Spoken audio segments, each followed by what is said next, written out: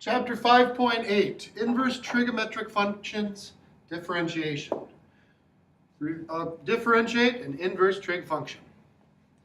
All right, if you remember, trigonometry applies to right triangles. You've got your basic SOHCAHTOA relationship. Sine equals opposite over hypotenuse, cosine adjacent over hypotenuse, tangent opposite adjacent, and the reciprocals. Sine and cosecant are reciprocals, cosine and secant, and tangent and cotangent.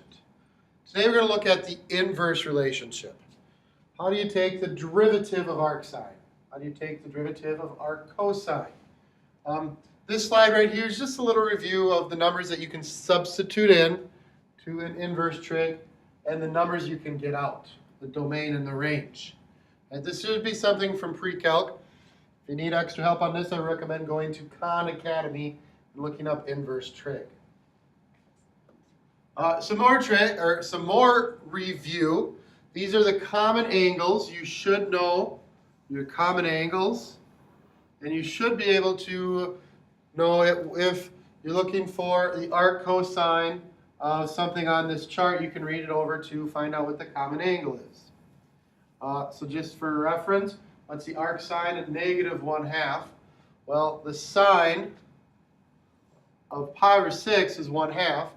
And then where does that become negative? Well, if you go back to this chart, our answers need to be between -pi/2 and pi/2. So the arc cosine of -1/2 is -pi/6. Where is cosine equals 0? Arc cosine is 0.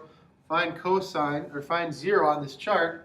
Arc cosine of 0 is pi/2. For arc tangent of square root of 3, find square root of 3. Since it's positive, just read it off. pi/3. And for arc sine of 0.3, that's not on the chart. So what we'll go and do is that's one you can plug in. Make sure you're in radians. And then arc sine is second sine. To get the sine with the negative sign, that's another way you'll say arc sine. 0.3. And the angle is 0.34 or 0.304. And again, remember, all calc is done in radians. So that's 0.304 radians. All right, now let's go and we'll find the derivatives. What's the derivative of arc sine? Probably the easiest way to go about and do this is to convert it to sine. All right, if y equals the arc sine of x, that means that the sine of y equals x. I'm going to kind of draw this up. The sine of y equals x, that's opposite over hypotenuse. The third side then would be the square root of 1 minus x squared. And I can go ahead and now I can take the derivative of the sine of y. The derivative of the sine of y, that's a cosine of y, using implicit cosine of y prime equals 1. And I want to solve for y prime, so I'm going to move the cosine over. I can move the cosine over using its reciprocal, so y prime equals the secant of y. And if I go back up to my triangle, the secant of y, that's hypotenuse over adjacent. The secant of y is 1 over the square root of 1 minus x squared. So, our formula. If y equals the arc sine of x, its derivative, y prime, is 1 over the square root of 1 minus x squared. If we have a function inside of our sine, so in other words, if we have y equals the arc sine of u, where u is a function in terms of x, our derivative will be u prime over 1 minus u squared, or square root of 1 minus u squared. Now, if you remember your cosine and sine rules for the basic function,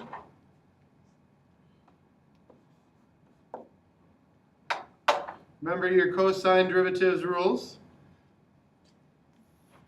If we have y equals the arc cosine of x, or if we have y equals the cosine of x, it's the same thing except opposite of sine.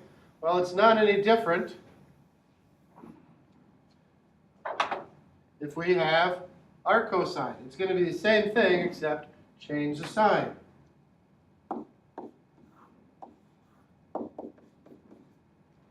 So if y equals arc cosine of x, y prime will be the same thing as arc sine of x except negative. So negative 1 over the square root of 1 minus x squared.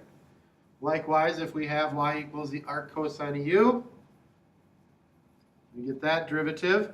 It's the same thing as y equals arc sine of u except negative. So negative u prime over square root of 1 minus u squared. All right? How about tangent? Well, guess what? You do the same exact thing. We'll rewrite it as tangent. So if y equals arctan of x, that means that the tangent of y equals x. And I can draw that out again. Drawing it out helps me kind of simplify further along. So if the tangent of y, that'd be opposite over adjacent. So this would be the square root of 1 plus x squared, using the Pythagorean theorem to finish that up. The derivative of tangent is secant squared, so the derivative of tangent y would be secant squared y times y prime equals 1. We're going to move that secant squared over. Move secant squared over with cosine because they're reciprocals, so y prime equals cosine squared of y. And then the cosine of y is adjacent over hypotenuse in this triangle here. Adjacent over hypotenuse, and since it's squared, it'll be 1 over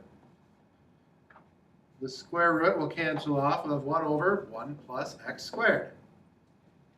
And if we're using u, same thing. If y equals arctan of u, y prime will be u prime over u squared plus 1. I changed the order of the addition, but that's fine. All right, same thing here when we're talking arc cotangent. It's going to be the same, just negative. So y prime of arc cotangent of x equals negative 1 over 1 plus x squared, or x squared plus 1. Doesn't matter which order you add in. All right, same thing if we have y equals arc cotangent of u, that should say y equals arc cotangent of u, the derivative is negative u prime over u squared plus 1. And you can go through, if you want to do it the long way, you can do it the same way. Draw your triangle, get cotangent of x, draw your triangle, and solve it that way. All right? Arc secant. Same thing. We're going to rewrite it to be secant of y equals x. If we draw this out, here's my angle y. Secant is hypotenuse over adjacent, so that makes my opposite side square root of x squared minus 1. Derivative of secant x is secant x tangent x, so the derivative of secant y is secant y tangent y, y prime. Derivative of x is 1. And then we'll move secant y tangent y over to the other side. We got y prime. If we multiply by cosine, we'll get rid of secant. If we multiply by cotangent, we'll get rid of tangent. So y prime equals cosine of y, cotangent of y, and we'll use the triangle to simplify that. The cosine of y in this triangle is adjacent over hypotenuse, so that's 1 over x. We want to use the absolute value of x because it's the hypotenuse, and that's always going to be positive. Or if we're in a unit circle, it's radius, and we always want our radius to be positive. And then cotangent of y is adjacent over opposite, so that gets us square root of x squared minus 1. So if we have y equals arc secant x, the derivative is 1 over the absolute value of the 1 over the absolute value of x, square root of x squared minus 1. And likewise, if we have arc secant of u, we just substitute in u and make sure we do u prime. Likewise, for arc tan or arc cosecant, it's the same as arc secant except negative. And if there's a u, it's the same as before. Just u prime to finish it up. All right, a few practice problems to finish the page. All right, here's the theorems in a nutshell. Make sure you have access to this. This is in your textbook. It's also here. Pause and copy if you need. All right, so if we have the arctangent of 3x, what's the derivative, right? Use the formula we just talked about. It's u prime over u squared plus 1. Well, u is 3x, so u prime would be 3. And then u squared would be 9x squared plus 1.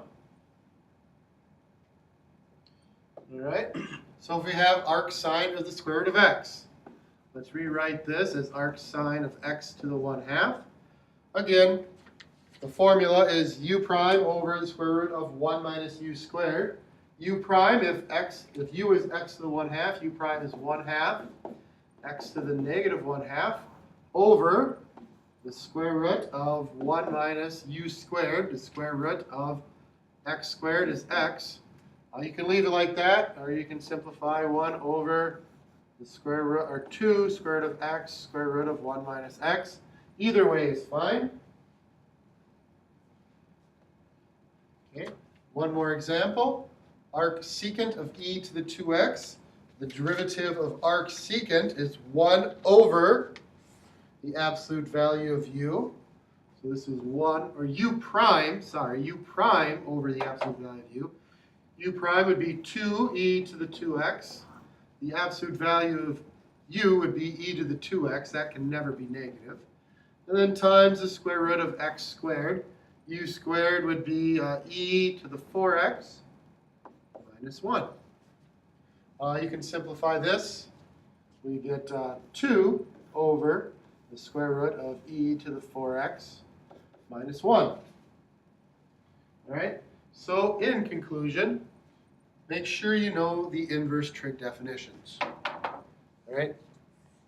Or the inverse trig derivatives. If you don't remember them, remember how to come up with them. All right? Remember to rewrite as a trig function and take the derivative there. All right? So know the inverse trig derivatives.